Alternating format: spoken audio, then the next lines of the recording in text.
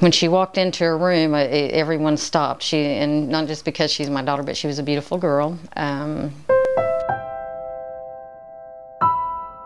She never left without a hug and an "I love you."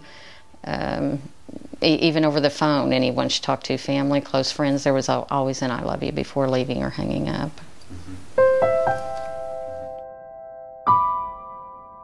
Chelsea asked for help her junior year of high school. She called me into her room and was crying.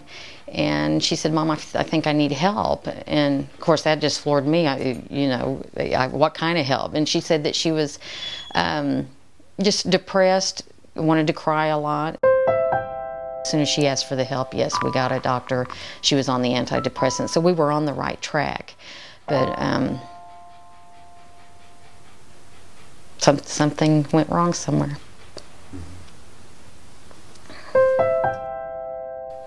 That morning at work, no one saw any changes, she was happy.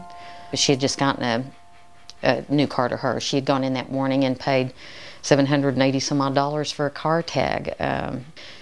If you get up that morning and you've already made the decision to take your life, why would you even bother to stop and pay almost $800 for a car tag?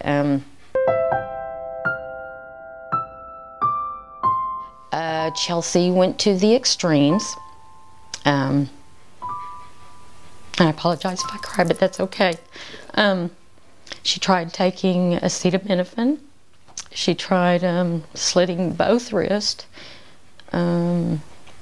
alcohol, and then putting a gun in her mouth. So she was determined.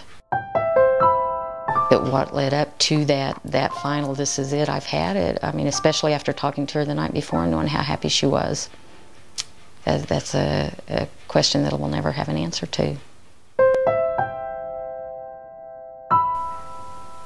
I will always sit back and wonder why, and like I said, I'll never have that answer. As far as finding peace now, it was very hard at first. And I still have my days.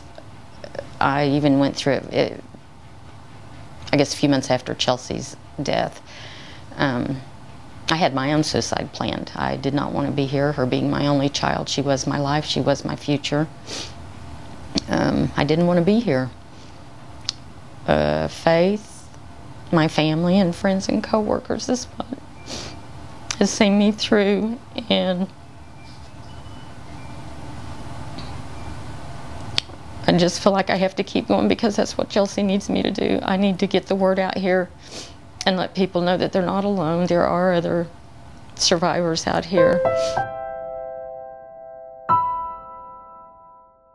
I remember a few months after I lost Chelsea, I ran into a girl I went to high school with, and we stood there and talked for a few minutes, and she asked me, she said, "Oh, how many children do you have?" And it was almost like a slap in the face, because at that time I thought, how do I answer that? You hadn't thought about that? No, absolutely not. I said, well, I had a daughter. And there again, she said, "Oh," she said, "had?" And I said, "Yes." I said, "I lost her a few months ago." And she said, "Oh, had she been sick?" And I said, "No." I said, "I lost her to suicide. She took her life." And she immediately, "Well, it was nice to see you," and walked away. It's very uncomfortable for people. For me, gosh, ask me about Chelsea. I want to hear her name. I want to talk about her. It's not an embarrassment to me.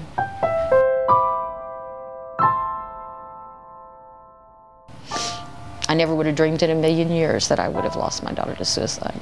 And I think that's been a big tough one for me too. Again, Chelsea being my only daughter, is the fact that I'll never see her married. Never get to see her walk down the aisle. I'll never have a son-in-law. I'll never be a grandmother. But most important is I'll never hear that word "mom" again. And that's a hard one. That's a tough one.